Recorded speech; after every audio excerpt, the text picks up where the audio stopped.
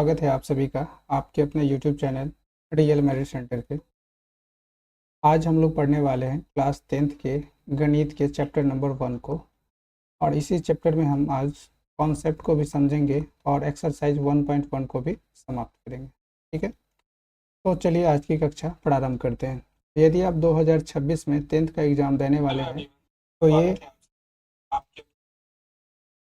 यदि आप 2026 में 10th का एग्ज़ाम देने वाले हैं तो आपके लिए बहुत ही महत्वपूर्ण होने वाला है ये सेशन। ठीक है, चलिए प्रारंभ करते हैं। ये वास्तविक संख्या पहला चैप्टर है आपका, और वन शॉट यानी कि एक ही वीडियो में हम कॉन्सेप्ट को भी देख लेंगे और कॉन्सेप्ट के साथ साथ इस एक्सरसाइज 1.1 को भी देखें। ये है आपका अपना YouTube channel real merit centre, जहाँ पे आप क्लास 6 से लेकर के 12th तक के तैयारी को करते हैं। ठीक है, और मेनली हम लोग NCERT को पढ़ते हैं। बिहार बोर्ड का पता है आप लोगों की दो मंथ बाद आप लोगों का एग्ज़ाम्स है, तो उसी एग्ज़ाम्स को टारगेट करते हुए हम आज से शुरू कर रहे हैं 10th की कक्षा को, जिसमें पहला मैथ्स को आज हम लोग पढ़ने वाले हैं। ठीक है, यदि आप इस YouTube चैनल पर नए हैं तो चैनल को सब्सक्राइब कर दें, वीडियो को लाइक करें और अपने दोस्तों के साथ शेयर करें। यह है आपका दूसरा YouTube चैनल PYQ247, जिस पे कॉम्पिटिटिव स्टूडेंट मतलब आपके घर में यदि कोई बैंक, SSC, रेलवे या फिर BPSC टीचर, AEDEO या फिर BSSC CGL की तैयारी कर रहे हैं तो आप उन्हें इस चैनल के बारे में बता सकते हैं, इससे जुड़ सकते हैं, जिसपे प्रतिदिन एक सेट का डिस्कशन किया जाता है, जिससे आपको पता चल पाएगा कि आपको तैयारी किस रूप में करना है। ओके, तो चलिए शुरू करते हैं पहला चैप्टर वास्तविक संख्या। ठीक है, वास्तविक संख्या होता क्या है हम इसे समझेंगे। ठीक, देखिए वास्तविक संख्या किसे कहेंगे, तो परिमेय संख्या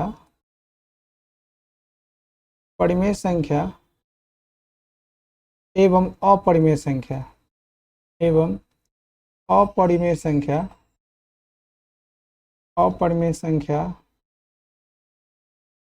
के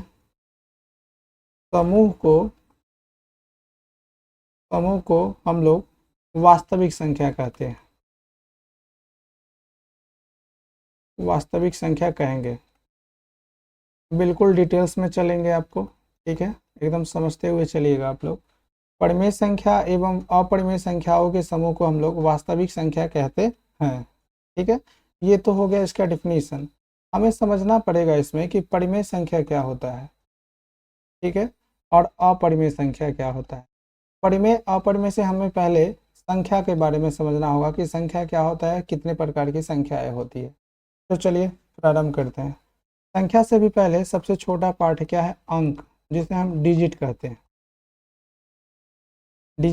तो डिजिट क्या होता है कि आपके नंबर सिस्टम में 0 से लेकर के 9 तक, तो 0 1 2 3 4 5 6 7 8 9, 0 से लेकर के 9 तक की संख्याओं को हम लोग अंक बोलेंगे। ठीक है, और इन्हीं अंकों से मिलकर के क्या बनता है, संख्या बनता है, नंबर्स बनता है। इन्हीं अंकों के मिलने से क्या बनता है, संख्या बनता है, नंबर बनता है। जैसे अगर हम 50 लिखेंगे तो देखिए यहाँ से 5 और ये 0 मिलकर के एक संख्या बन गया। अगर हम 453 लिखते हैं तो देखिए 4 5 और 3 मिलकर के एक संख्या बन गया। मतलब अंकों के मिलने से क्या बनता है, संख्या का निर्माण हो। तो आपने अंक समझा, संख्या को समझा। फिर हम आगे बढ़ते हैं। अगर आपसे पूछे कि गणित में कुल अंक कितना है, गणित में कुल अंक अगर आपसे हम पूछे कुल अंक कितना है, तो देखिए आपने यहाँ पे देखा कि अंक शुरू कितना से होता है, 0 से लेकर के 9 तक होता है। तो 1 2 3 4 5 6 7 8 9 10, अगर आप इसको काउंट करेंगे तो 0 से लेकर के और 9 तक आपको कुल 10 अंक होगा, और इन्हीं 10 अंकों की मदद से संख्याओं का निर्माण होता है, संख्या बनता है। अगर आपसे पूछे कि गणित में कुल कितनी संख्या है, तो संख्या क्या है, अनंत है, जितना मर्जी हो उतना आप लिख सकते हैं। तो संख्या अनंत है, इनफाइनाइट है। ठीक है, चलिए फिर आगे हम समझते हैं संख्याओं के बारे में। तो सबसे पहले हम क्या करते हैं कि अगर आपसे हम पूछे कि आपके कक्षा में कितने विद्यार्थी हैं, तो आप क्या करेंगे, 1 2 3 4 5 इस प्रकार से काउंट करेंगे। तो जिस संख्या को हम काउंट करते हैं उसको हम क्या बोलते हैं, प्राकृत संख्या बोलते हैं। ठीक है, तो पहला क्या है, प्राकृत संख्या, प्राकृत संख्या यानी कि नेचुरल नंबर। तो प्राकृत संख्या किसे कहेंगे? तो गिनती की संख्या को हम लोग प्राकृत संख्या बोलते हैं। गिनती की संख्या को प्राकृत संख्या कहेंगे। जैसे 1 2 3 4 5 डॉट डॉट डॉट, इसे हम प्राकृत संख्या बोलेंगे, नेचुरल नंबर बोलेंगे। अगर आपसे पूछे कि सबसे छोटी प्राकृत संख्या, तो सबसे छोटी प्राकृत संख्या कौन सी हो जाएगी? सबसे छोटी प्राकृत संख्या कहाँ से शुरू हुआ है जी? एक से, तो सबसे छोटी प्राकृत संख्या कौन सा होगा? एक हो जाएगा। ठीक है। अगर आपसे पूछे सबसे बड़ी प्राकृत संख्या, तो सबसे बड़ी प्राकृत संख्या, तो सबसे बड़ी प्राकृत संख्या हम नहीं निकाल सकते हैं, क्योंकि संख्या अनंत है, तो ये इसे नहीं निकाल सकते हैं, इसलिए इनफाइनाइट हो जाएगा, इसको हम फाइंड नहीं कर पाएंगे, अनंत हो जाएगा। फिर आगे बढ़ते हैं, हम दूसरा देखते हैं। पूर्ण संख्या के बाद, प्राकृत संख्या के बाद पूर्ण संख्या को, पूर्ण संख्या। देखिए प्राकृत संख्या में अगर हम, जैसे यहाँ क्या है, ये प्राकृत संख्या था, प्राकृत संख्या के समूह में यदि हम शून्य को भी ऐड कर ले, तो ये क्या कहलाता है? पूर्ण संख्या कहलाता है। जैसे 0 1 2 3 4 5 डॉट डॉट डॉट। देखिए प्राकृत संख्या का समूह पढ़े हम अभी, और उसमें अगर शून्य को भी ऐड कर ले, तो हम उसे क्या बोलेंगे? पूर्ण संख्या बोलेंगे। ठीक है। जैसे में हो जाएगा आपका 0 1 2 3 4 5 डॉट डॉट आगे तक। अगर आपसे पूछे क्वेश्चन, कई बार ऑब्जेक्टिव प्रश्न में आ जाता है आपके एग्जाम से, कि सबसे छोटी पूर्ण संख्या कौन सी होगी, तो सबसे छोटी पूर्ण संख्या अगर आपसे पूछे, तो सबसे छोटी पूर्ण संख्या बराबर कितना हो जाएगा जी? 0। ठीक है। अगर सबसे बड़ी पूछे, तो फिर इसका इनफाइनाइट हो जाएगा, उसको फाइंड नहीं कर सकते हैं। ठीक है। अगला है हमारे पास तीसरा, अगर हम तीसरा संख्या के बारे में देखें, पूर्णांक संख्या। कौन सी संख्या हो जाएगी? पूर्णांक संख्या, जिसको इंग्लिश में हम लोग इंटीजर्स बोलते हैं। ठीक है। देखिए पूर्ण संख्या के परिवार में, जैसे पूर्ण संख्या आपने देखा अभी 0 1 2 3 4, ये पूर्ण संख्या था। और इस पूर्ण संख्या के परिवार में यदि हम ऋणात्मक संख्या को जोड़ लें, अगर इस पूर्ण संख्या के परिवार में ऋणात्मक संख्या को जोड़ ले, तो यह क्या कहलाएगा? पूर्णांक संख्या का समूह कहलाएगा, पूर्णांक संख्या कहलाएगा। देखिए 0 1 2 3 4, ये क्या है? पूर्ण संख्या था। अब इसमें हम ऋणात्मक संख्या को जोड़ लेते हैं, तो -1 -2 -3 -4। तो ये जो संख्या का समूह बना, इस संख्या के समूह को हम लोग क्या बोलेंगे? पूर्णांक संख्या बोलेंगे। तो पूर्णांक संख्या क्या हो जाएगा? देखिए नेगेटिव संख्या प्लस पॉजिटिव संख्या और बीच में शून्य, मतलब ऋणात्मक संख्या, धनात्मक संख्या, और उसके साथ साथ अगर उसमें शून्य को ऐड कर लिया जाए, तो यह पूर्णांक कहलाता है। ठीक है। चलिए इसके बाद अगर हम पूछे आपसे कि सभी, अगर आपसे हम एक प्रश्न पूछे, क्या पहला प्रश्न, सभी क्या सभी प्राकृत संख्या, क्या सभी प्राकृत संख्या पूर्ण संख्या होता है? पूर्ण संख्या होगा। ठीक है। आपको एस नो में जवाब देना है। तो क्या होगा? क्या, देखिए यहाँ पे आपने पढ़ा, प्राकृत संख्या किसको कहेंगे? एक से लेकर के अनंत तक। देखिए यहाँ एक से लेकर के अनंत तक हो रहा है, तो एक से लेकर अनंत तक जा रहा है, यानी कि यहाँ से यहाँ तक ये जा रहा है, तो ये क्या है? प्राकृत संख्या है। तो हम ये कहेंगे कि सभी प्राकृत संख्या पूर्ण संख्या होता है। तो ये क्या हो जाएगा? हमारा कथन सही हो जाएगा। फिर अगर हम आपसे दूसरा पूछे कि क्या सभी पूर्ण संख्या पूर्णांक होता है? क्या सभी पूर्ण संख्या, क्या सभी पूर्ण संख्या पूर्णांक संख्या होगा? तो ये पूर्ण संख्या कितना से शुरू हुआ? शून्य से। तो देखिए यहाँ शून्य से शुरू होकर के 1 2 3 4 5 तक जा रहा है, तो क्या यह पूर्ण संख्या है? तो बिल्कुल है। और पूर्णांक संख्या में है, तो हम ये कहेंगे कि सभी पूर्ण संख्या पूर्णांक संख्या होता है। ये भी सही हो जाएगा। ठीक। फिर इसी में अगर आपसे तीसरा स्टेटमेंट पूछ ले, ये प्रश्न आपके एग्जाम में आ चुके हैं, ठीक है ना, बिहार बोर्ड में। क्या सभी पूर्णांक क्या सभी पूर्णांक संख्या प्राकृत या पूर्ण होता है? देखिए, सभी पूर्णांक संख्या, तो पूर्णांक संख्या आप जानते हैं, माइनस माइनस में भी संख्या होता है, -1 -2 ये पूर्णांक है, 0 1 2 ये सभी क्या है, पूर्णांक है। तो क्या यह प्राकृत संख्या होगा? क्या प्राकृत संख्या में ऋणात्मक संख्या को लेते हैं? नहीं लेते हैं।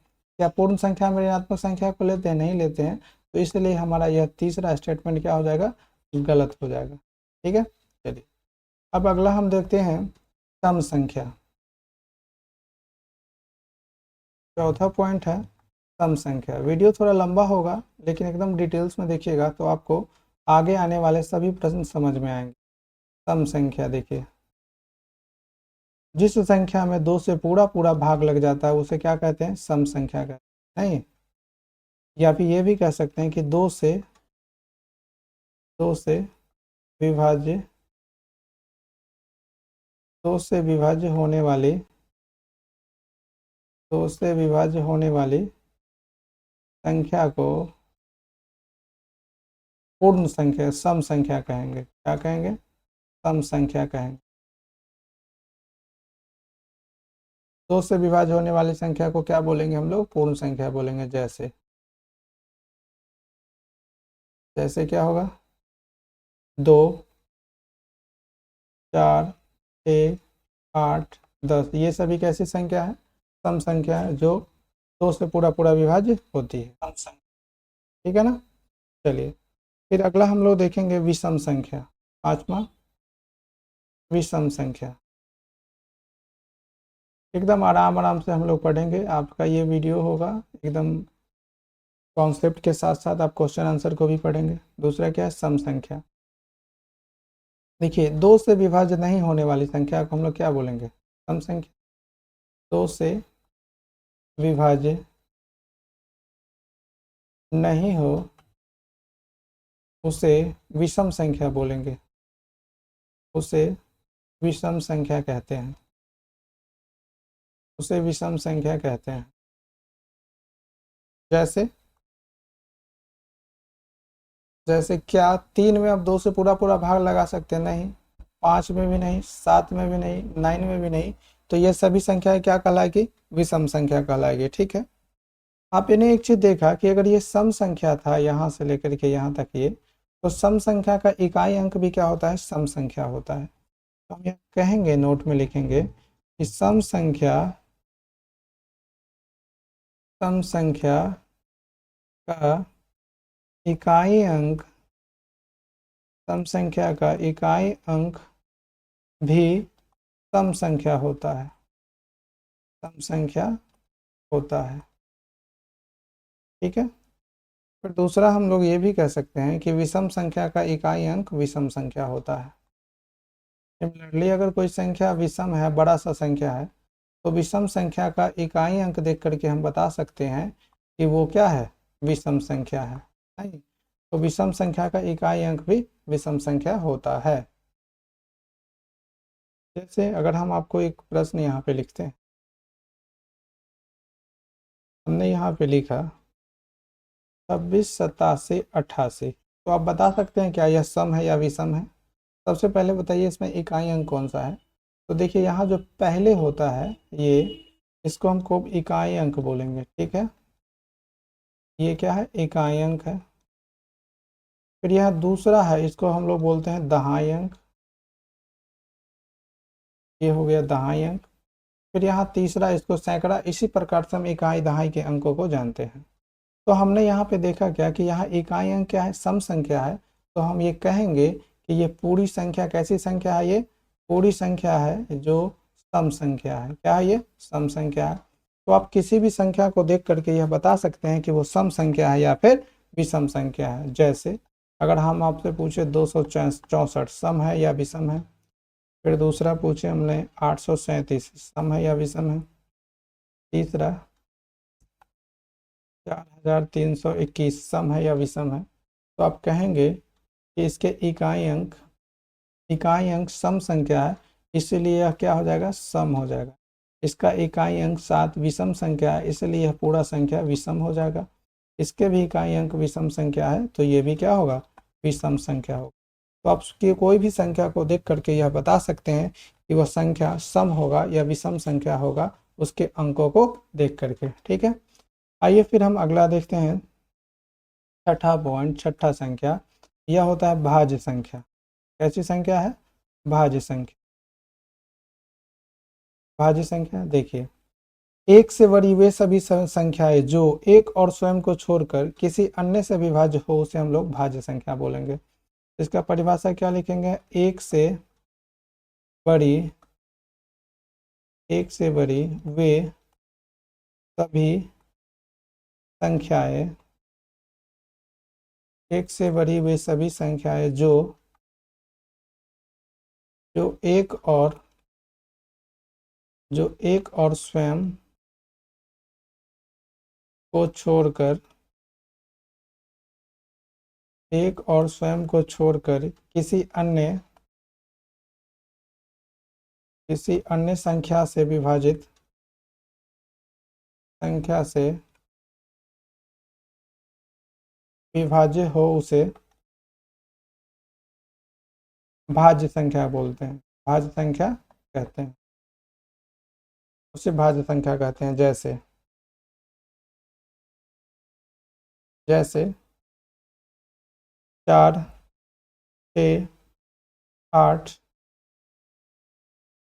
9, 10, ये सब क्या है, देखिए ये 4 जो है, 4 ये 4 ये 1 से भी डिवाइड है, 4 से भी विभाज्य है, और इसके अलावा यह 2 से भी विभाज्य है। अगर इसमें 2 से भाग लगाएंगे तो उससे भी लग जाएगा, तो 4 कैसी संख्या हो जाएगी, भाज्य संख्या हो जाएगी। 6 देखिए, 6 ये 1 से भी विभाज्य है, 6 से विभाज्य है, और इसके अलावा यह 3 से विभाज्य है और 2 से विभाज्य है। तो 6, 1 और 6 के अलावा 3 और 2 से भी विभाज्य है, तो हम 6 को क्या बोलेंगे, भाज्य संख्या बोलेंगे। ठीक है, तो भाज्य संख्या आपने समझा। अगर हम आपसे एक प्रश्न पूछे कि सबसे छोटी भाज्य संख्या, सबसे छोटी भाज्य संख्या, सबसे छोटी भाज्य संख्या, तो आप कहेंगे क्या कि सबसे छोटी भाज्य संख्या कौन सा है, 4 है। ठीक है, अगर आपसे पूछे सबसे छोटी समभाज्य संख्या, सबसे छोटी समभाज्य संख्या, फिर भी आप कहेंगे क्या कि 4 है जो कि सम संख्या है, तो सबसे छोटी समभाज्य संख्या कौन सी हो जाएगी, 4 हो जाएगी। ठीक है, अगर आपसे हम पूछे कि सबसे छोटी विषम भाज्य संख्या, सबसे छोटी विषम भाज्य संख्या, विषम भाज्य संख्या, ये आपके एग्जाम्स में आ चुके हैं ऑब्जेक्टिव प्रश्न में। भाज्य संख्या, सबसे छोटी विषम भाज्य संख्या, तो आप कहेंगे क्या, 9 है। ठीक है, 9 है जो सबसे छोटी विषम भाज्य संख्या है। फिर हम अगला देखेंगे, 7वां, अभाज्य संख्या। अभाज्य संख्या, अभाज्य संख्या किसको कहेंगे, देखिए, एक से बड़ी वे सभी संख्याएं जो एक और स्वयं को छोड़कर किसी संख्या से विभाज्य न हो, क्या कहलाएगा, वो अभाज्य संख्या कहलाएगा। मतलब एक कॉमा स्वयं के अलावा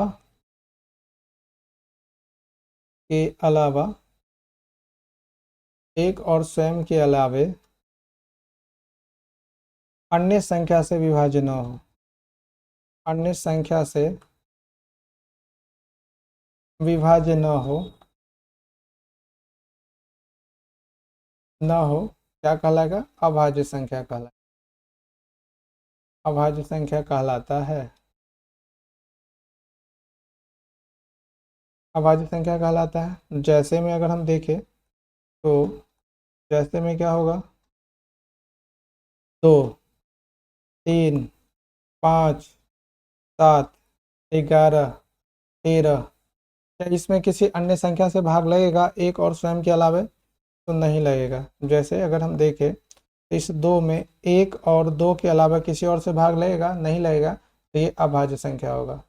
फिर यदि हम देखें इस 3 में इस 3 में 1 और 3 के अलावा किसी अन्य संख्या से नहीं भाग लगेगा तो ये भी क्या कहलाएगा, अभाज्य संख्या कहलाएगा। ठीक है, तो आपने देखा है कि वैसी संख्या जिसमें 1 और स्वयं के अलावे किसी अन्य संख्या से भाग नहीं लगता है वह क्या कहलाता है, अभाज्य संख्या कहलाता है। ठीक है ना। अगर आपसे प्रश्न पूछे कि सबसे छोटी अभाज्य संख्या कौन सी है, अगर आपसे पूछे पहला प्रश्न अभाज्य संख्या से रिलेटेड जो कि आपके एग्जाम में आ चुके हैं, सबसे छोटी अभाज्य संख्या, सबसे छोटी अभाज्य संख्या, तो सबसे छोटी अभाज्य संख्या कौन सी होगी, 2 होगी। ठीक है। अगर आपसे पूछे कि एक अंक की सबसे बड़ी अभाज्य संख्या, एक अंक की सबसे बड़ी अभाज्य संख्या, एक अंक की सबसे बड़ी अभाज्य संख्या, ये भी आ चुका है, ये क्या हो जाएगा, 7 होगा। ठीक है। अगर 2 अंकों की सबसे छोटी अभाज्य संख्या पूछे तो 2 अंकों की सबसे छोटी अभाज्य संख्या, तो 2 अंकों की सबसे छोटी अभाज्य संख्या 11 होगा। अगर आपसे पूछे कि 2 अंकों की सबसे बड़ी अभाज्य संख्या, 2 अंकों की सबसे बड़ी अभाज्य संख्या, तो 2 अंकों की सबसे बड़ी अभाज्य संख्या यह हो जाएगा 197। ठीक है। तो इसी प्रकार से आपके प्रश्न अभाज्य संख्या से आते हैं। एक और प्रश्न आपके एग्जाम में बहुत बार रिपीट हुआ है, ये बिल्कुल करेंट है, अगर आप इसको पढ़ के जाते हैं तो एग्जाम में इस चैप्टर से, या फिर अगर हम पूरा मैथ्स को पढ़ा देते हैं तो आप 100 आउट ऑफ 100 लेकर के आएंगे, ये हमारी गारंटी है। ठीक है ना। देखिए 1 से 50 तक कुल अभाज्य संख्या कितनी है, 1 से 50 तक कुल अभाज्य संख्या कितनी है, तो 1 से 50 तक कुल अभाज्य संख्या कितनी है जी, तो आप कहेंगे क्या कि 15 है। ठीक है। अगर 1 से 100 तक कुल अभाज्य संख्या आपसे पूछा जाए, 1 से 100 तक कुल अभाज्य संख्या, तो 1 से 100 तक कुल अभाज्य संख्या हो जाएगा कितना, 25 हो जाए। ठीक है ना। आप जानते हैं कि अगर आपसे पूछे कि 2 अभाज्य संख्याओं का लौसा कितना होगा, सॉरी मौसा कितना होगा, तो 2 अभाज्य संख्याओं का मौसा, 2 अभाज्य संख्याओं का मौसा, संख्याओं का मौसा हमेशा कितना होता है, 1 होता है। ठीक है ना। तो अभाज्य संख्याओं का मौसा हमेशा कितना होगा, तो 1 होगा। ठीक है। एक प्रश्न आपसे पूछते हैं, सबसे छोटी भाज्य एवं अभाज्य संख्याओं का गुणनफल क्या होगा, सबसे छोटी, सबसे छोटी भाज्य एवं अभाज्य संख्याओं का, अभाज्य संख्याओं का, इसमें पहला प्रश्न है गुणनफल आपको बताना है, फिर दूसरा इसी में है तो योग बताना है, फिर तीसरा है अंतर बताना है। ठीक है। तो बताइए, देखिए सबसे छोटी भाज्य संख्या कौन सी है जी, तो आप कहेंगे कि सबसे छोटी भाज्य संख्या क्या है, तो 4 है। और सबसे एवं अभाज्य संख्या कौन है, सबसे छोटी अभाज्य संख्या, तो आप भी कहेंगे, ये भी कहेंगे कि कितना है, 2 है। इसका क्या पूछ रहा है पहला प्रश्न में, इसमें पूछ रहा है इसका गुणनफल, तो 4 और 2 का गुणनफल कितना हो जाएगा, 8। तो इसका सबसे छोटी भाज्य संख्या और अभाज्य संख्या का गुणनफल कितना होगा, 8 होगा। अगर आपसे इसका योग पूछता है तो 4 और 2 को जोड़ देंगे, 6 इसका योग होगा। अगर आपसे अंतर पूछेगा तो 4 माइनस 2 2 हो जाएगा। ठीक है। तो कहने का मतलब ये है कि आपके पास कॉन्सेप्ट रहेगा तो आप किसी भी प्रश्न को बना सकते हैं। ठीक है ना। चलिए इसके बाद हम देखेंगे सह अभाज्य संख्या, को प्राइम नंबर।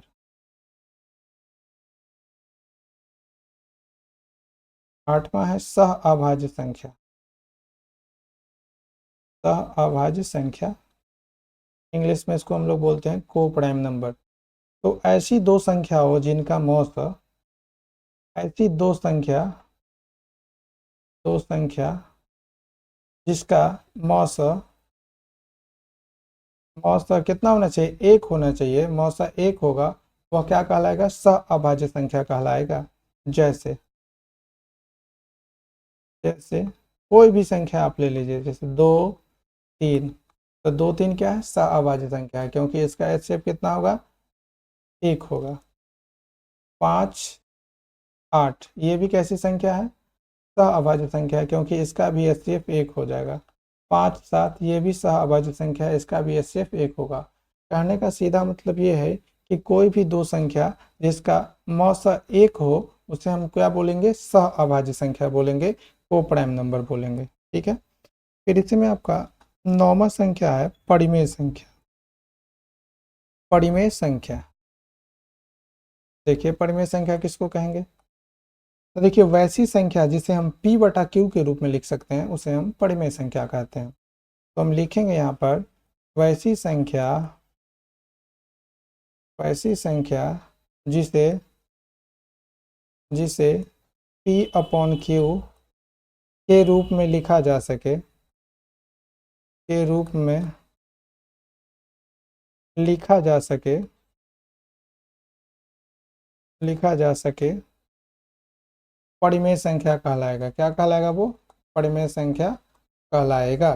जहाँ जहाँ p कॉमा q क्या हो जाएगा, यह पूर्णांक होगा।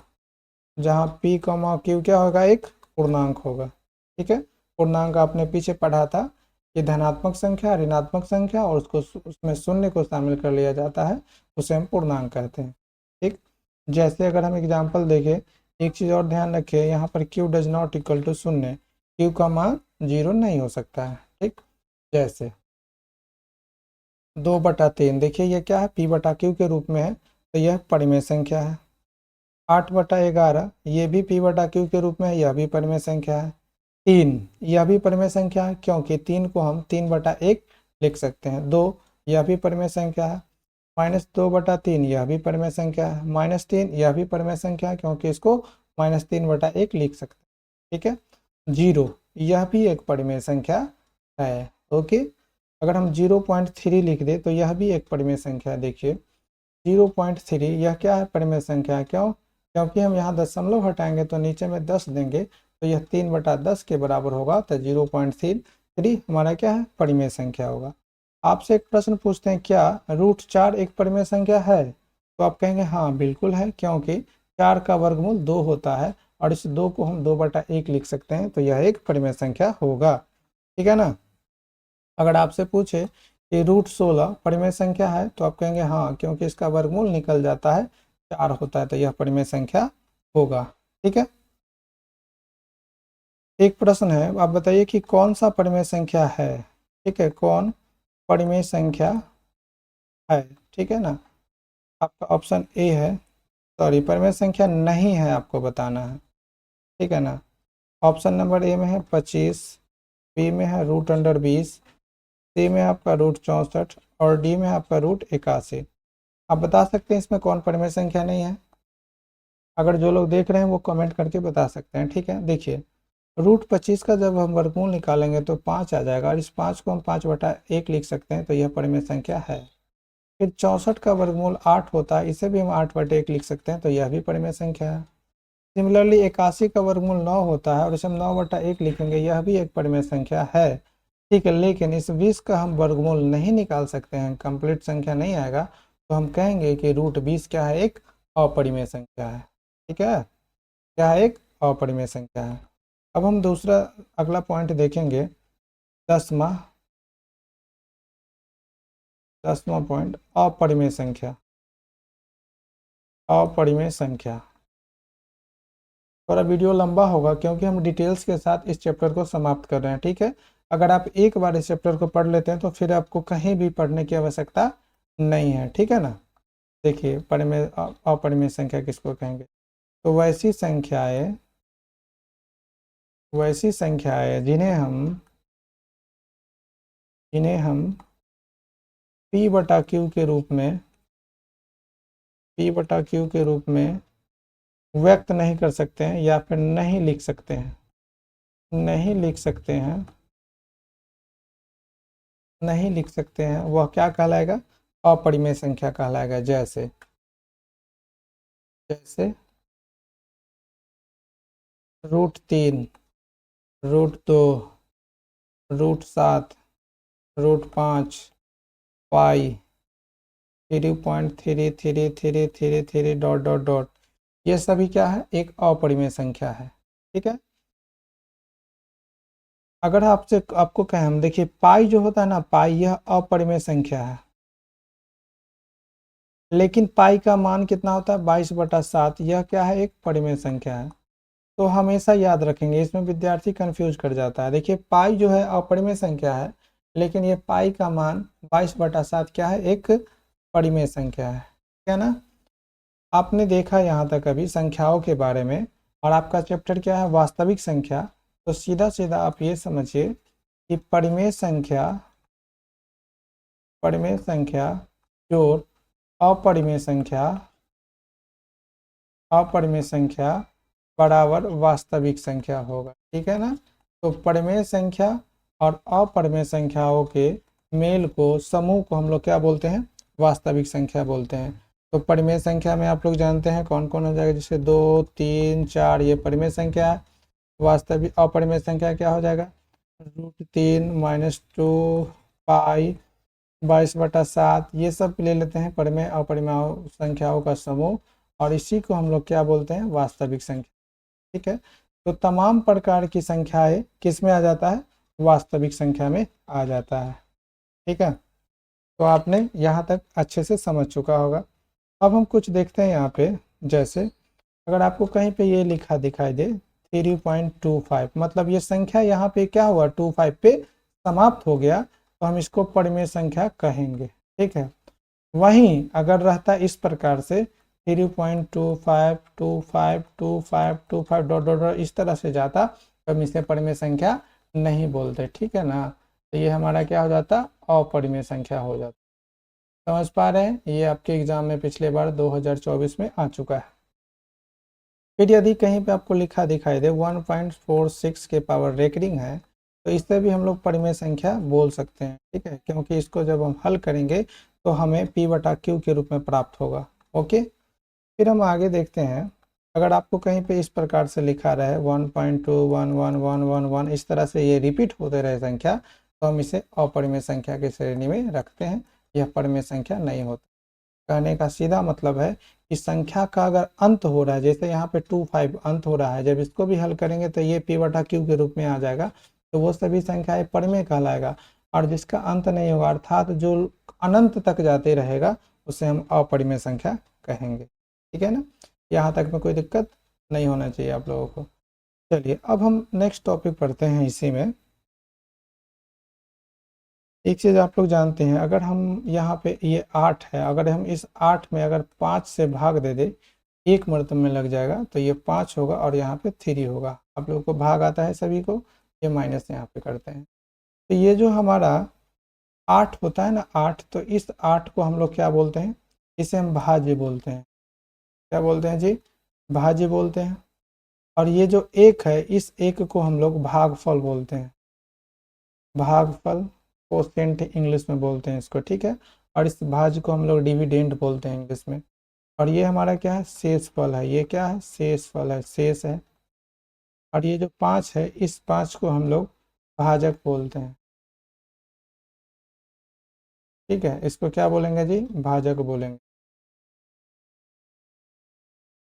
तो हम यहाँ पे अगर हमको ये 8 प्राप्त करना है, तो ये 8 हमको कैसे प्राप्त होगा, ये 5 को 1 से गुना कर देंगे, ये 1 वाला से, ये भाजक को भागफल से गुना करके अगर उसमें हम शेष फल को जोड़ देते हैं, तो हमें 8 प्राप्त होता है। ठीक है ना, तो ये 8 हमारा यहाँ पे क्या है, ये भाज्य है।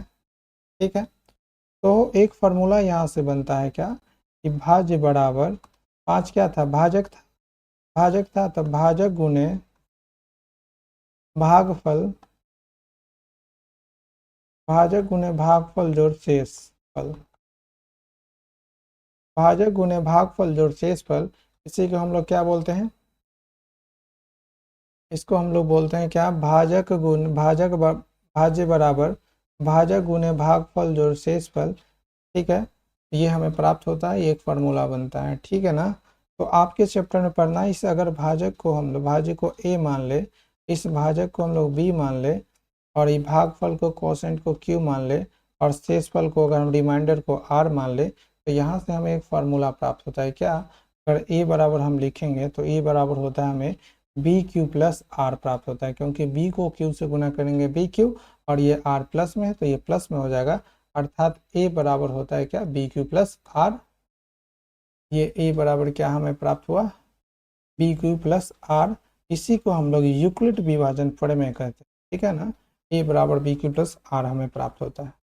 अब हमने ये जो सीखा इसी से अगर आपसे कोई प्रश्न पूछ ले, एकदम हम बेसिक से चल रहे हैं, ठीक है। एक बार अगर आप इसे पूरा पूरा पढ़ लेते हैं तो कभी आपको कोई प्रॉब्लम नहीं होगा। अगर आपको दे दे भाजक बराबर, अगर भाजक बराबर 3 दे दे, ठीक है, और भागफल बराबर 13 हो और शेषफल बराबर 1 हो, तो आपको क्या निकालना है जी? भाज्य बराबर अगर आपसे पूछे तो निकाल लेंगे, आपके पास वो फार्मूला है। भाज्य बराबर क्या होता है? भाज्य बराबर भाजक गुने भागफल जोड़ शेषफल, ये होता है, ठीक है ना। भाज्य बराबर भाजक गुने भागफल जोड़ शेषफल होता है। इसी फॉर्मूला पे रख के आप निकाल सकते हैं भाज्य, ठीक है। तो भाजक कितना है हमारे पास दिया है? भाजक 3, 3 इंटू भागफल कितना है? 13, 13, और शेषफल कितना दिया है? तो शेषफल 1 है तो +1। अब देखिए 13 3 39 यानी कि 39 +1 यानी कि ये कितना हो जाएगा? 40 हो जाएगा। तो आपको भाज्य प्राप्त हो गया कितना? 40, ठीक। फिर अगर दूसरा प्रश्न इसे में आपसे पूछ ले, भाज्य बराबर आपको दे दिया क्या? 40। इसी प्रश्न को रिवर्स करते हैं। भाज्य बराबर कितना है? 40 है। भागफल बराबर 13 है, ठीक है। शेषफल इक्वल टू 1 है, 1 है। तो आपको भाजक पूछा जा रहा है तो भाजक निकाल लेंगे फिर से उसी प्रश्न से। कैसे निकालेंगे? आप जानते हैं भाज्य बराबर होता है, भाज्य बराबर भाजक गुने भागफल जोड़ शेषफल होता है, ठीक है। भाज्य यहाँ पे कितना दे दिया है जी? 40। भाजक कितना है? भाजक निकालना है हमें तो भाजक को भाजक ही लिखते हैं। भागफल कितना है? 13 और प्लस शेषफल है 1, ठीक है ना। तो अगर हम यहाँ से निकालेंगे इसको, भाजक इक्वल टू, तो भाजक बराबर क्या हो जाएगा? देखिए ये 40 है और ये 1 को बराबर के इधर ले जाएंगे तो ये कितना हो जाएगा? 40 - 1 मतलब 39। और यह देखिए भाजक गुने 13, ये गुना में है और बराबर की इस ओर जाएगा तो ये भाग में हो जाएगा, ठीक है। और इससे ये कट जाएगा 3, यानी कि भाजक बराबर हमें कितना प्राप्त हुआ? 3 प्राप्त हुआ, ठीक है ना। तो इस प्रकार से आप किसी भी प्रश्न का आंसर दे सकते हैं जो भाज्य गुने भाजक, भाज्य बराबर भाजक गुने भागफल जोड़ शेषफल से रिलेटेड होता है, ठीक। फिर हम आगे देखते हैं मौस। अब हम मौस निकालना सीखेंगे, ठीक है। मौस को हम लोग बोलते हैं महत्तम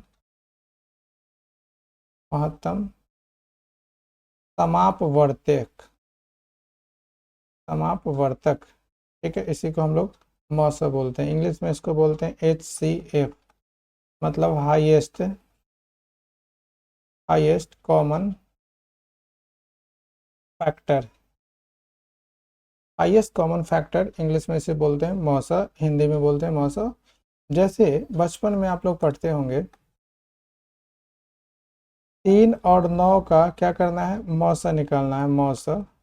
तो 3 और 9 का मौसा निकालने के लिए क्या करते हैं? इस 9 में हम 3 से भाग दे देते हैं, 3 मरतबे में 3 3 9, एक आ गया, हम सॉरी ये कट गया यानी कि 0 आता है, या फिर इसको हम 0 ही लिख दे, 0। तो देखिए लास्ट टाइम ये किससे कटा है? 3 से कटा है ये। तो हम ये कह सकते हैं कि HCF बराबर या फिर मौसा बराबर कितना हो गया? 3 हो गया। फिर इसी में अगर दूसरा प्रश्न ये हम लिखते हैं 16, या फिर दूसरा प्रश्न हम ये ले लेते हैं 15, 40। अब हमें इसका मौसा निकालना है तो कैसे निकालेंगे? देखिए इस 40 में 15 से हम भाग दे देंगे तो कितना मरतबे में लग जाएगा जी? 2 मरतबे में। तो 15 दूना यहाँ पे 13 हो गया 30, फिर हमें 10 बचा। फिर हम क्या करते हैं ये जो संख्या यहाँ पे रहती है जिससे हम भाग लगा देते हैं उसको हम फिर यहाँ पे लिखते हैं। तो इस 15 को हम यहाँ पे फिर से उतारें लिखेंगे, फिर एक मरतबा में लग जाएगा, ये 10 हो जाएगा, यहाँ बच जाएगा कितना 5, फिर इस 10 से लगाएंगे, फिर 2 मरतबा में 10, यानी कि ये आखिरी टाइम किससे कटा है, 5 से कटा है। आखिरी टाइम इसका 5 से कटा है। इसका अंतिम विभाजक आपसे पूछे कि अंतिम विभाजक क्या है, तो अंतिम भाजक कितना है जी, 5 है। अंतिम भाजक क्या है, 5 है, क्योंकि यह 5 से पूरा पूरा कटा है, इसलिए 15 और 40 का जो HCF होगा मौसा बराबर कितना हो जाएगा, 5 हो जाएगा। मतलब लास्ट टाइम जिससे कटता है वही इसका HCF कहलाता है। ठीक, फिर अगर इसी में अगला प्रश्न हम तीसरा पूछे कि 16, 20, 36 का मौसा बताना है। मौसा तो कैसे निकालेंगे, देखिए सर्वप्रथम हम क्या करेंगे, इस 20 में 16 से भाग लगाते हैं तो एक मरतबे में लग जाएगा, ये 16, ये बच गया 4, फिर 16 लगाते हैं तो 4 मरतबे में ये क्या होता है, कट जाता है, नहीं। तो लास्ट टाइम क्या भाजक बचा है, इसका 4 बचा है। अब इस 4 को इस 36 में इस 4 से भाग लगा देंगे, ठीक है। तो 9 मरतबे में 9 चौक 36, यानी कि कट गया। यानी कि 4 से क्या होता है कि दोनों संख्याएं लास्ट टाइम कटता है, इसीलिए इसका जो मौसा हो जाएगा, मौसा इक्वल टू 4 हो जाएगा। ठीक है, ज़रा इसको समझिएगा, हमारी परेशानी को। हम आपके सामने नहीं आ सकते क्योंकि हमारे पास उतना संसाधन अभी है नहीं, ठीक है। तो संसाधन जब आप लोग सपोर्ट करेंगे, वीडियो को शेयर करेंगे, ज़्यादा से ज़्यादा लोगों तक पहुँचाएंगे, फिर सामने आकर पढ़ाने में कुछ अलग फील होता है, ठीक है ना। तो प्लीज़ आप इसे समझेंगे। अगला हम हमारे चैप्टर में पढ़ना है, बहुत ही महत्वपूर्ण है, यूक्लिड विभाजन एल्गोरिथम। यूक्लिड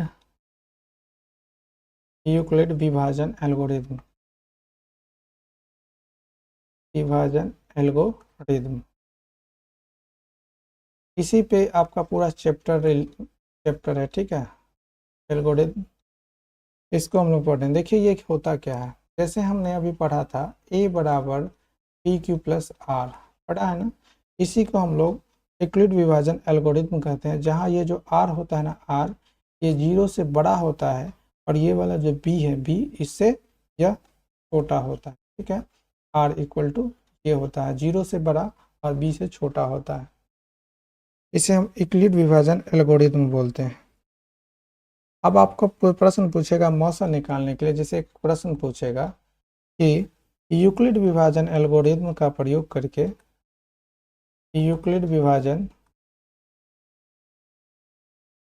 एल्गोरिथम का प्रयोग करके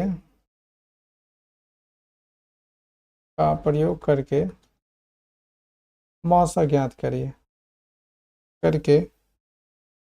मौसा निकालें। किसका, तो पहला प्रश्न ये है, 135 और 225 का मौसा आपको क्या करना है, यूक्लिड विभाजन एल्गोरिथम का प्रयोग करके निकालना है। ये बहुत ही इंपॉर्टेंट है, इसी पे आपका सारा चैप्टर है। तो हम क्या करेंगे, यहाँ पर लिखेंगे माना ए बराबर, तो ए किसको मानेंगे, जो सबसे बड़ा होगा, तो ए बराबर कितना होगा 225, ठीक। फिर बी बराबर जो उससे छोटा होगा कितना होगा 135, ठीक है ना। तो यूक्लिड विभाजन एल्गोरिथम में क्या होता है, आप जानते हैं कि ए बराबर बी क्यू प्लस आर होता है। तो हम यहाँ पर लिखेंगे यूक्लिड विभाजन एल्गोरिथम से, यूक्लिड विभाजन एल्गोरिथम से,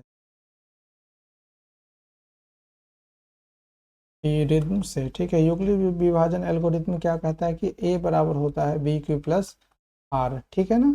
तो चलिए समझते हैं आगे। ए बराबर क्या होता है यूक्लिड विभाजन एल्गोरिथम में, बी क्यू प्लस आर। तो हमने ए बराबर कितना माना था जी, ए का वैल्यू कितना था 225 और बी का वैल्यू था 135, ठीक है। तो ए का वैल्यू था 225 हमारे पास, और बी था 135, ठीक है। अब हम क्या करना है कि यूक्लिड विभाजन जो परिमेय है उस पर हमको इसको सजाना है, तो ठीक है। तो 225 में अब क्या कर देंगे, हम 135 से भाग देंगे। तो 225 में जब 135 से भाग देंगे तो ये एक मरतबे में इसमें भाग लगेगा, और यहाँ पे लिखेंगे 135, जब इसको माइनस करेंगे तो ये 90 हो जाएगा, फिर 135 में भाग लगा देंगे तो ये हमारा क्या हो जाएगा, फिर से लग जाएगा एक मरतब में, तो फिर से यहाँ पे 19 हो जाएगा। फिर जब हम इसको घटा लेंगे तो 45 हो जाएगा, फिर 19, फिर 2 मरतब में कर देंगे 90, ये कट जाएगा। ठीक है ना।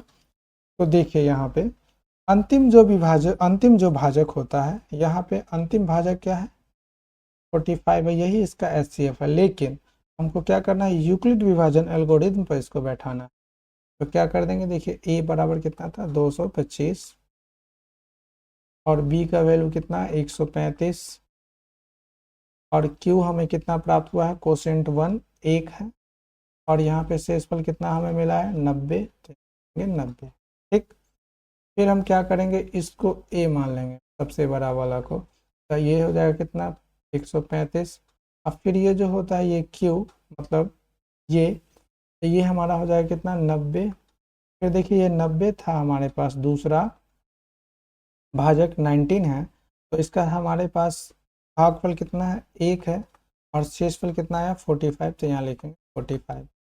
फिर हम क्या करेंगे, ये बड़ा वाला को ए मानेंगे तो ये हो जाएगा 19। अब फिर ये हमारा यहाँ पे आ जाएगा, लास्ट टाइम जो क्वेश्चन हमारे पास भाजक था 45, कितना मरतब में लग जाएगा जी 2 मरतब में। फिर हमारा शेषफल कितना आया, शून्य प्राप्त हुआ है। तो देखिए यहाँ शेषफल क्या हुआ, शून्य प्राप्त हुआ।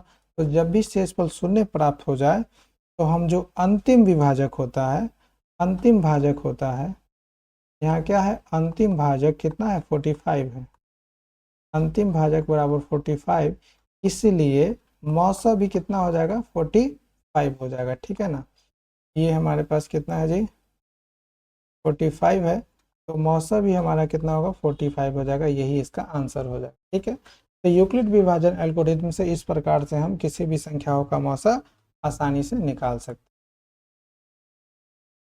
तो मौसा निकालना आपने देखा यूक्लिड विभाजन एल्गोरिथम से। ठीक है, अगर आपसे हम कहें कि 24 36 का मौसा निकालिए, क्वेश्चन ये है कि 24 और 36 का मौसा आपको निकालना है यूक्लिड विभाजन एल्गोरिथम से, तो कैसे निकालेंगे, देखिए ये 24 से भाग दे देंगे 36 में, एक मरतब में लग जाएगा, ये यहाँ लिखेंगे 24, फिर इसको घटा लेंगे 12, फिर यहाँ 24, ये 2 मरतब में कट गया कितना 24। तो लास्ट टाइम हमारा शेषफल शून्य कितना में है 12 में, इसलिए हम कहेंगे कि इसका मौसा बराबर क्या कितना होगा 12, क्योंकि ये लास्ट टाइम किससे कटा है 12 से कटा। ठीक, मौसा। अगर हम इसका लौसा निकालने के लिए कहें तो लौसा आप लोग कैसे निकालते हैं, जैसे 24 यहाँ लिखे 36 लिखे, ठीक, फिर इसमें 2 से लगाते हैं तो ये 12, फिर 18 हो जाता है, फिर 2 से लगाते हैं तो 6 और 9 हो जाता है, फिर 3 से लगाते हैं तो 3 दूना 6, 3 3 9। तो अगर इसका हम लौसा देखें तो लौसा बराबर क्या होता है, जो संख्या अंतिम में बचता है उसको क्या करते हैं गुना कर देते हैं। ठीक है, अभाज्य संख्याओं को गुना कर देते हैं। तो इसको जब हम गुना कर देंगे तो ये कितना हो जाएगा, 2 दूना 4 थे, 12 दूना 24 थे 72, तो इसका लौसा बराबर कितना हमें प्राप्त हुआ 72 प्राप्त हुआ। ठीक है, तो हम इस प्रकार से मौसा लौसा तो निकालते ही है। अगर आपको पूछे क्या कि क्या ये जो हमारा लौसा मौसा आया है क्या ये सही है क्या, तो इसकी जांच हम कैसे करेंगे, तो इसकी जांच हम लोग करते हैं, एक फॉर्मूला होता है क्या कि पहली संख्या गुने दूसरी संख्या यह बराबर होता है क्या लौसा गुने मौसा के बराबर होता है। ठीक है, तो पहली संख्या गुने दूसरी संख्या बराबर होता है लौसा गुने मौसा के बराबर होता है। ठीक है ना, तो इसी से हम जांच कर लेंगे। देखिए पहली संख्या कितना था, तो पहली संख्या आप कहेंगे क्या कि 24 था, दूसरी संख्या 36 और लौसा कितना है 12 और मौसा है 72। ठीक है, अब देखिए दोनों को जब 24 को 36 से गुना कर देंगे तो ये हो जाता है 864, फिर 12 को 72 से गुना करेंगे ये भी हो जाएगा 864। देखिए दोनों साइड बराबर आ गया, इसका मतलब हम कहेंगे कि ये हमारा मौसा और लौसा जो निकला है ये क्या है बिल्कुल सही है। ठीक है ना, तो इस प्रकार से आप लौसा और मौसा आसानी से निकाल सकते हैं किसी भी संख्या। ठीक है ना, चलिए आगे बढ़ते हैं, हम लोग आगे देखते हैं। यहाँ तक आप लोग समझे होंगे, ये वीडियो थोड़ा लंबा है, समझते हुए चलेंगे। ठीक है, क्योंकि आपको एक बार पढ़ लेंगे तो फिर कभी आपको प्रॉब्लम होने वाला नहीं है इन सब चीज़ों में, ठीक है। तो हमने यहाँ पे एक फार्मूला देखा, क्या वो हमारा फार्मूला था कि पहली संख्या, अगर कोई भी दो संख्या दे देता है तो पहली संख्या गुने दूसरी संख्या बराबर होता है लॉस गुने मौस। ये हमारा फार्मूला है, इसको हमेशा आप लोग याद रखेंगे, ठीक है। पहली संख्या गुने दूसरी संख्या बराबर लॉस गुने मौस होता है, ठीक है। चलिए, पहली संख्या गुने दूसरी संख्या बराबर लॉस गुने मौस होता है। आप लोगों ने इसको समझा।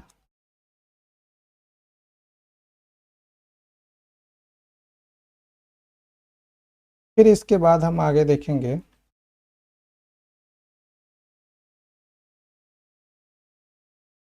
अगर आपको इसी में कुछ प्रश्न देख लेते हैं एक दो, ताकि आपके माइंड में बैठ जाइए।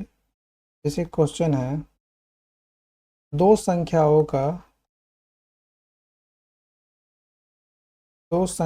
का मौस तथा लॉस क्रमशः क्रमशः लौसा तथा मौसा क्रमशः 48 एवं 240 है। 48 एवं 240 है। यदि पहली संख्या 96 है तो दूसरी संख्या ज्ञात करें। तो ये कैसे निकलेगा जी? सेम फार्मूला जो आपने अभी सीखा है। फार्मूला क्या होता है? देखिए, आपको दिया क्या क्या है पहले वो लिख देते हैं, ठीक है। दिया है आपको लौस और मौस क्रमशः, ठीक है ना। तो मौस कितना दिया है? 48, और लौस ये दे दिया है आपको 240, ठीक है। पहली संख्या को अगर हम ए मान लेते हैं तो ये दिया है आपको 96। आपको निकालना क्या है? बी निकालना है। तो आप जानते हैं कि लॉस इंटू मौस, ठीक है ना। लॉस गुने मौस बराबर होता है पहली संख्या ए गुने बी हो जाएगा, ठीक है। लॉस आपको कितना दे दिया है जी? 48, सॉरी मौसा 48, और लॉस 240, ए है आपको 96, आपको बी निकालना है। तो यहाँ से अगर हम बी बराबर निकालते हैं तो ये कितना हो जाएगा? 48 गुने 240, और देखिए ये गुना में था, बराबर की ओर जाएगा तो ये भाग में आ जाएगा 96। फिर ये 48 से कट जाएगा 2 मरतबा में, फिर ये 2 से इसमें भाग लगा देंगे, कितना होगा? 120, यानी कि बी इक्वल टू 120 आ गया। यही इस प्रश्न का आंसर हो जाता है, ठीक है। तो इस प्रकार से आप क्या कर सकते हैं, किसी भी प्रश्न का आंसर निकाल सकते हैं, ये इस फॉर्मूला पे रिलेटेड आएगा। तो चलिए, अब इसी में एक और टाइप का प्रश्न आपका पिछले साल पूछा था 2024 में, 3 नंबर में। यदि LCM 72,126 बराबर 504 दिया है, तो HCF 72,126 बराबर वाट। तब इसको क्या करना है? आपको निकालना है, ज्ञात करना है। तो देखिए, सिंपल समझ रहे हैं, यहाँ एक संख्या 72 है, दूसरी संख्या 126 है। तो हमें दिया क्या है पहले वो देख लीजिए। ए बराबर दे दिया आपको 72, फिर बी बराबर दे दिया 126, ठीक है। और इसका एलसीएम यानी कि लॉसा बराबर आपको दिया 504, और आपको मौसा पूछ रहा है, ठीक है। तो आप जानते हैं आपके पास फॉर्मूला है, पहली संख्या मतलब ए गुने दूसरी संख्या बी बराबर लॉसा गुने मौसा, यानी पहली संख्या गुने दूसरी संख्या, ये होता है ना। तो ए बी, देखिए ए का मान कितना है? 72, बी का मान है 126, लॉसा इक्वल टू 504, और मौसा आपको क्या करना है? निकालना है। तो हम यहाँ से मौसा इक्वल टू निकाल सकते हैं। मौसा बराबर हो जाएगा 72 गुने 126 और बटा में क्या हो जाएगा, ये गुना में इधर तो इधर आएगा तो बटा में आ जाएगा, बटा में हो जाएगा कितना 504। फिर जब आप इसको काटेंगे 18 से तो ये कट जाएगा 18 चौक 72 4 मतलब में, और जब इसको काट देंगे तो ये हो जाएगा कितना 18 दूना 26 और 18 44 मतलब ये हो जाएगा 28। ठीक, फिर इसको जब इससे काट देंगे तो ये कट जाएगा 7 मतलब में। ठीक, फिर जब इसको 7 से काटेंगे 7 से 126 तो ये हो जाएगा 28, यानी कि मौसा इक्वल टू कितना आ गया जी 18 आ गया। तो यही इस प्रश्न का आंसर हो जाएगा। ठीक है ना, तो इस प्रकार से आप क्या कर सकते हैं, इस प्रकार इस टाइप के प्रश्न को आसानी से बना सकते थे। फिर आपका क्या है कि अब अभाज्य गुणनखंड विधि से आपको कहेगा लॉस और मौसा निकालने के लिए। ठीक है, तो सबसे पहले हम समझेंगे कि अभाज्य क्या होता है। आपने पीछे पढ़ा था, इससे भी पहले आपने पढ़ा है क्या अभाज्य संख्या। तो अभाज्य संख्या क्या होता है, जैसे 2 3 5 7 11 13 ये सब क्या है अभाज्य संख्या है। वैसी संख्या जिसमें एक और स्वयं के अलावे किसी और से पूरा पूरा भाग न लगे उसे हम अभाज्य संख्या कहते हैं। तो अभाज्य गुणनखंड अब निकालना है, क्या करना है, अभाज्य गुणनखंड हमें निकालना है, नहीं है अभाज्य गुणनखंड। तो अभाज्य गुणनखंड कैसे निकलेगा, संख्या को क्या करना पड़ेगा, हमको अभाज्य संख्याओं में तोड़ देना पड़ेगा, तभी उसका अभाज्य गुणनखंड निकलेगा। जैसे अगर हम 20 कोई संख्या लेते हैं और इसका हमें अभाज्य गुणनखंड निकालना हो तो इसको 2 से भाग लगा देंगे तो ये 10, फिर 2 से भाग लगा देंगे 5। अब इसमें किसी से भाग लगेगा क्या, नहीं लगेगा। तो हम 20 का कह सकते हैं कि 20 का अभाज्य गुणनखंड है 2 गुने 2 गुने 5। ये क्या है 20 का अभाज्य गुणनखंड है। फिर यदि आपको 36 का अभाज्य गुणनखंड निकालने के लिए कहे तो 36 का अभाज्य गुणनखंड क्या हो जाएगा, देखिए 2 से लगा देते हैं 18, फिर 2 से लगा देते हैं 9, फिर 3 से भाग लगा देते हैं 3, फिर 3 से यानी कि 1। तो इस 36 को हम लिख सकते हैं 2 गुने 2 3 गुने 3। तो यही क्या कहलाता है, इसका अभाज्य गुणनखंड कहलाता है। तो इस प्रकार से हम किसी भी संख्या का अभाज्य गुणनखंड निकाल सकते हैं। जैसे एक प्रश्न है आपके लिए, अभाज्य गुणनखंड के रूप में व्यक्त करें। अभाज्य गुणनखंड के रूप में, अभाज्य गुणनखंड के रूप में व्यक्त करें।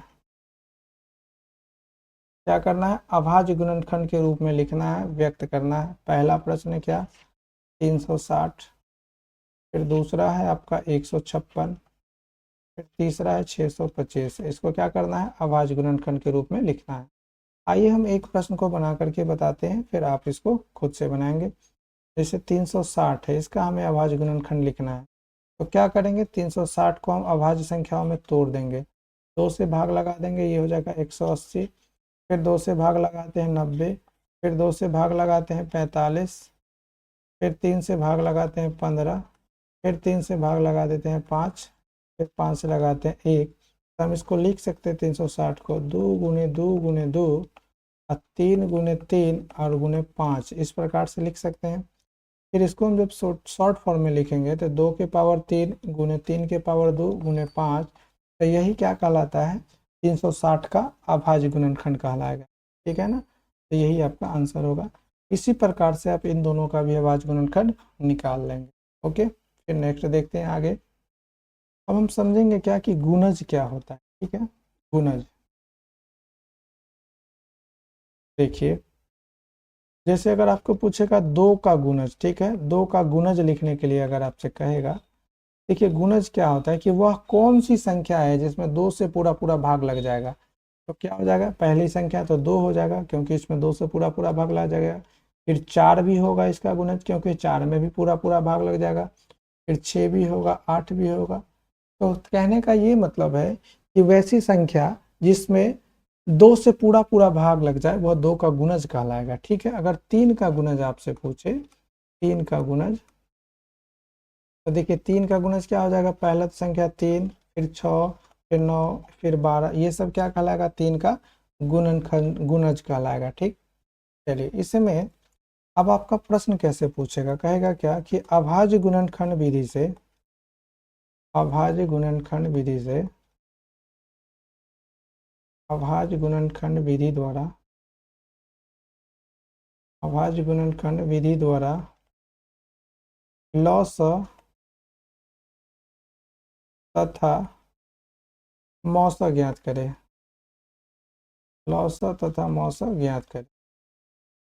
किस विधि द्वारा? अभाज्य गुणनखंड विधि द्वारा। किसका? तो देखिए पहला प्रश्न ये है, ये 12, 15, 21, इसका क्या करना है?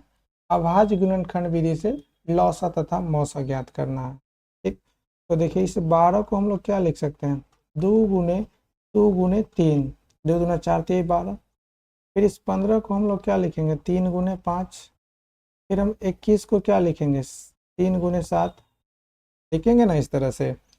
तो अगर आपका इस प्रकार से आपने इसका अभाज्य गुणनखंड तोड़ दिया, अब आपको क्या करना है? इसका HCF निकालना है।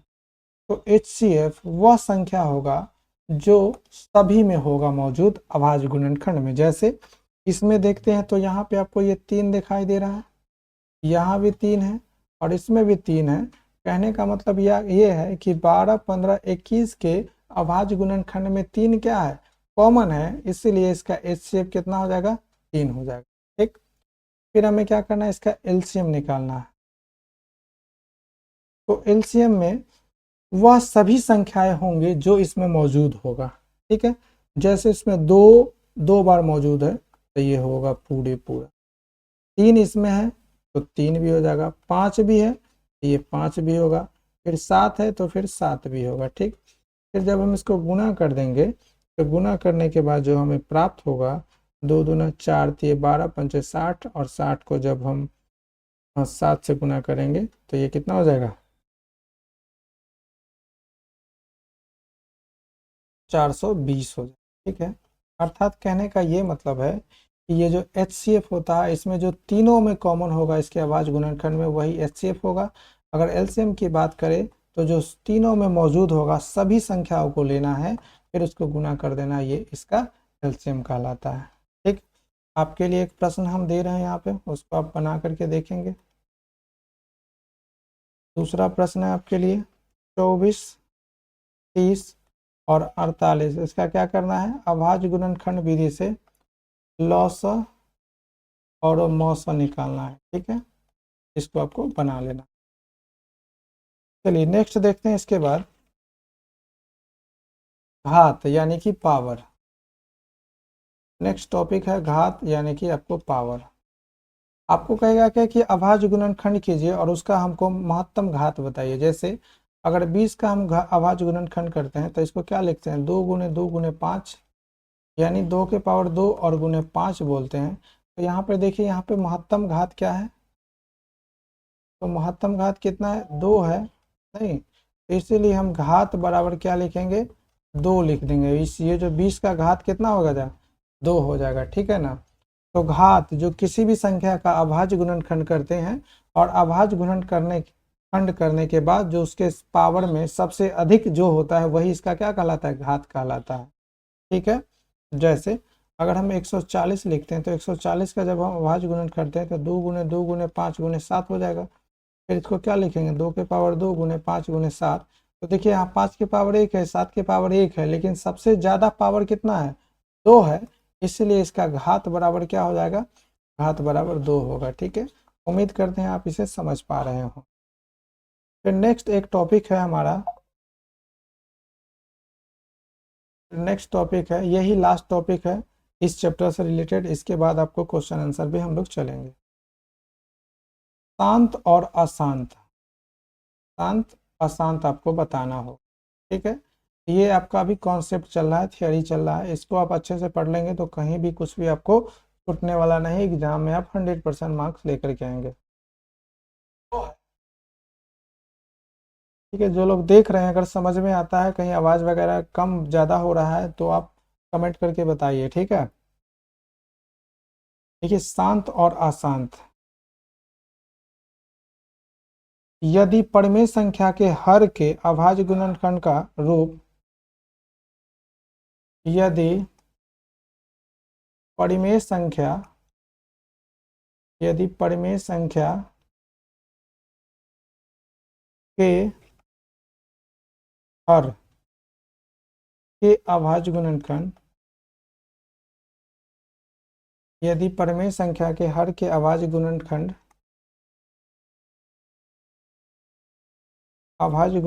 का रूप 2 की पावर m या 5 के पावर n के रूप में हो तो परिमेय संख्या का दशमलव प्रसांत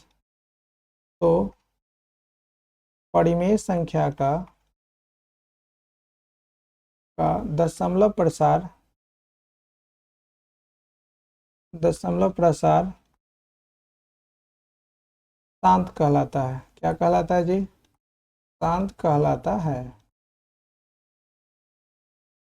तो परिमेय संख्या का दशमलव प्रसार क्या कहलाएगा? शांत कहलाएगा। ठीक है ना। जैसे देखिए, अगर पहला इसमें देख लें, पहला प्रश्न 17/8, तो हम क्या लिखेंगे? 17, इसको 8 को क्या लिखेंगे? 2 के पावर 3 लिखेंगे। ठीक है, तो यह शांत होगा या अशांत होगा? तो आप क्या कहेंगे? इसको शांत कहेंगे। लेकिन कुछ बच्चा होगा जो इसमें कंफ्यूज करेगा। क्यों? क्योंकि यहाँ पे 5 के पावर n नहीं है, यानी कि 5 के पावर कोई संख्या नहीं है। तो भाई मेरे, अगर 5 के पावर हम 0 लिख दे तो कोई फर्क पड़ेगा क्या? बिल्कुल नहीं पड़ेगा। तो 2 के पावर 3 गुने 5 के पावर 0, यानी कि ये 2 के पावर m इंटू 5 के पावर n के रूप में है 17/8। तो इसलिए हम कहेंगे क्या कि यह संख्या शांत है। आप जानते हैं कि किसी भी संख्या के पावर में अगर शून्य हो तो उसका मान 1 होता है। ठीक है ना। अगर हम n के पावर 0 रखें तो इसका मान 1 होता है, जहां n कोई भी संख्या हो सकता है। ठीक, चलिए इसी में दूसरा प्रश्न अगर हम देखें, दूसरा प्रश्न है 9/2 के पावर 2 गुने 5 के पावर 2 गुने 7 के पावर 1। तो क्या यह शांत है? तो आप कहेंगे बिल्कुल नहीं शांत है, ये क्या है? अशांत है। क्यों? क्योंकि यहाँ 2 के पावर m के रूप में है और 5 के पावर n के रूप में तो है, लेकिन इसके साथ साथ इसमें एक एक्स्ट्रा ये भी संख्या जुड़ा हुआ है, जिस वजह से क्या है, यह जो पूरी संख्या है यह क्या हो जाता है? अशांत हो जाता है। इसके हर में हमेशा 2 के पावर n इंटू 5 के पावर n के रूप में होना चाहिए। ठीक है, फिर अगला प्रश्न आपसे एक और तीसरा पूछ लेते हैं। 9/2 के पावर 3 गुने 7 के पावर 4, तो क्या यह शांत है? तो आप कहेंगे नहीं, ये भी अशांत है। क्यों? क्योंकि इसके जो हर है, आप जानते हैं ना x/y है, तो इसको हम लोग अंश बोलते हैं। ठीक है, और नीचे वाला ये हर होता है, तो हमें हर से मतलब है शांत अशांत में। तो इसका हर जो है 2 के पावर 3 के रूप में तो है, लेकिन इसमें एक 7 के पावर 4 भी यह जुड़ा हुआ है। ये तो 7 के पावर 4 जुड़ा है, जिसके कारण यह अशांत है, क्योंकि इसका जो हर होना चाहिए किस रूप में होना चाहिए? 2 के पावर m गुने 5 के पावर n के रूप में होना चाहिए। ठीक है ना। चलिए, तो यहाँ तक आपने समझा। अब एक और पॉइंट है, इसके बाद हम क्वेश्चन आंसर पे चलेंगे, चैप्टर पे चलेंगे। ठीक है, इसको भी आप समझ ही लीजिए, क्योंकि इतना अगर आप कर लेते हैं तो आपके एग्जाम में एक भी प्रश्न नहीं छूटेगा। ठीक है, आपसे एक सिंपल सा क्वेश्चन दे देगा और उसको कहेगा क्या कि परिमेय संख्या के रूप में लिखे। ठीक है, तो परिमेय संख्या के रूप में हम कैसे लिखेंगे? परिमेय संख्या के रूप में लिखे, क्वेश्चन दे देगा और कहेगा इसको परिमेय संख्या के रूप में लिखिए। जैसे पहला प्रश्न आपको देगा क्या? 0.2 है, इसको क्या करना है? परिमेय संख्या के रूप में लिखना है। तो सिंपल सा आप क्या करेंगे? 0.2, और ये जब दशमलव हटाएंगे तो नीचे में क्या देंगे? 1 0, यानी कि 10 से भाग दे देंगे। ये 2/10, यानी कि ये इससे कट जाएगा, 1/5 हो जाएगा। ठीक, फिर इसी में अगर दूसरा प्रश्न ये दे दे सिंपल सा 0.2 और इसके पावर में ये रेकरिंग है, तब इसका क्या करना है? परिमेय संख्या के रूप में लिखना है। तो सिंपल है, देखिए ये 2 है, 2 और ये 2 एक ही अंक है, इस पर क्या है? ये रेकरिंग दिया हुआ है, तो इसके बदले में हम 9 लिखते हैं। जब ये रेकरिंग को हटाते हैं तो 9 लिखते हैं, तो ये 2/9 हो जाएगा। ठीक, फिर तीसरा हमारे पास अगर आपको ये दे दे 0.43 और दोनों संख्या के पावर में रेकरिंग है, तो इसको हम क्या लिखेंगे? 43, और दोनों संख्या के पावर में रेकरिंग है तो दोनों संख्या के बदले में 2 9 लिख देंगे। ठीक है, तो ये परिमेय संख्या हो गया। फिर अगर चौथा इसी में ये भी प्रश्न पूछ ले कि 0.32 अब एक संख्या के पावर में रेकरिंग है, फिर आपको क्या करना है, परिमेय संख्या के रूप में लिखना है। तो इस स्थिति में हम क्या करते हैं कि 32 यानी पूरा संख्या लिखते हैं, और जिस संख्या में रेकरिंग नहीं होता है हम क्या करते हैं, इस पूरा संख्या में से घटा लेते हैं। तो देखिए रेकरिंग किस पे नहीं है, 3 पे नहीं है, तो हम इसमें से 3 माइनस कर देंगे, और एक संख्या पे रेकरिंग है तो उसके लिए 1 9, और एक संख्या पे रेकरिंग नहीं है तो इसके लिए हम क्या करेंगे, एक शून्य दे देंगे, ठीक है ना। तो हम क्या 32 में से जब 3 घटा लेंगे तो 32 माइनस 3 करते हैं तो ये क्या हो जाता है 29 हो जाता है, और बट्टे में 90, यही आपका क्या हो जाएगा, इसका परिमेय संख्या के रूप में इसको हम लिख देंगे, ये हो जाएगा, ठीक है ना। तो इस प्रकार से आप परिमेय संख्या के रूप में लिख सकते हैं। कुछ और संख्या है देख लीजिए, ताकि आपके आंखों से सभी संख्या आपके आंखों में नज़र में आते रहें। जैसे अगर आपको एक क्वेश्चन ये है 0.213, और इस दो संख्या के पावर में क्या है, रेकरिंग है, रेकरिंग है, तब हमको क्या करना है, इसको परिमेय संख्या के रूप में लिखना है। तो कैसे लिखेंगे, देखिए ये 213 है, इसमें से क्या कर देंगे, इस 2 को माइनस कर देंगे, और बटा में क्या लिखेंगे जी, इस 2 पर रेकरिंग है तो इसके लिए 2 9 लिख देंगे, और इसके बदले में रेकरिंग नहीं है एक संख्या पे तो इसके लिए एक 0 लिख देंगे, ठीक है। तो 213 में से जब 2 को माइनस कर देंगे तो ये होगा 211, और बटे में 990, यही इसका क्या हो जाएगा, परिमेय संख्या के रूप में हो जाएगा, ठीक है ना। तो इस प्रकार से आप किसी भी संख्या को परिमेय संख्या के रूप में लिख सकते हैं। फिर अगर इसमें एक क्वेश्चन ये हो जाएगा, जैसे 1.6 है और इसके पावर रेकरिंग है, अब इसको परिमेय संख्या के रूप में लिखना है, तब कैसे लिखेंगे, देखिए हम इसको क्या लिख सकते हैं, 1 जोड़ 0.6 के पावर रेकरिंग, इस प्रकार से लिख सकते हैं, ठीक है ना। अब ये 1 प्लस इसको क्या लिख सकते हैं, 6/9, फिर जब हम इसको हल करेंगे तो ये क्या हो जाएगा, 9 प्लस 6 और बटा में 9, 9 6 को जोड़ देंगे 15, 15 बटा में 9 हो जाएगा, यानी कि 5 ते 15 और 3 ते 9, तो ये क्या हो जाएगा 5, यानी कि ये 5/3 हो जाएगा, यह इसका आंसर हो जाएगा, ठीक है। तो ये था आपका कॉन्सेप्ट। अब हम चलेंगे इसके क्वेश्चन आंसर पे, ठीक है। यहाँ तक में आपको कोई दिक्कत नहीं हुआ होगा, आपसे यह हम उम्मीद करते हैं। चलिए एक्सरसाइज 1.1 के प्रश्नों को अब हम लोग देखते हैं। आवाज़ वगैरह सारा जा रहा है साफ साफ, कोई दिक्कत आप लोगों को?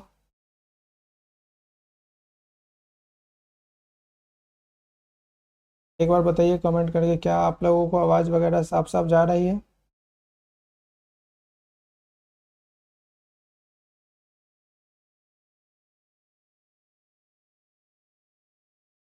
मेरी आवाज़ को आप लोग सुन पा रहे हैं?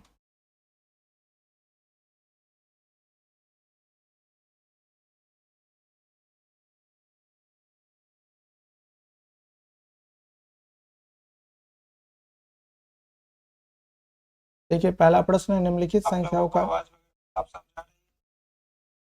देखिए कह रहा है क्या कि निम्नलिखित संख्याओं का एचसीएफ ज्ञात करने के लिए यूक्लिड विभाजन एल्गोरिथम का प्रयोग कीजिए। जैसे 135 और 225 है, ठीक है ना। इसका क्या करना है, हमें एचसीएफ निकालना है, किस विधि से, यूक्लिड विभाजन एल्गोरिथम से, ठीक है। या फिर वीडियो ज़्यादा लंबा है, ऐसा करते हैं ना कि कुछ क्वेश्चन आंसर को अगले वीडियो में देखते हैं, आज के लिए इतना ही रहने देते हैं, ठीक है। नेक्स्ट वीडियो में हम लोग क्वेश्चन आंसर को देखेंगे। चलिए, धन्यवाद।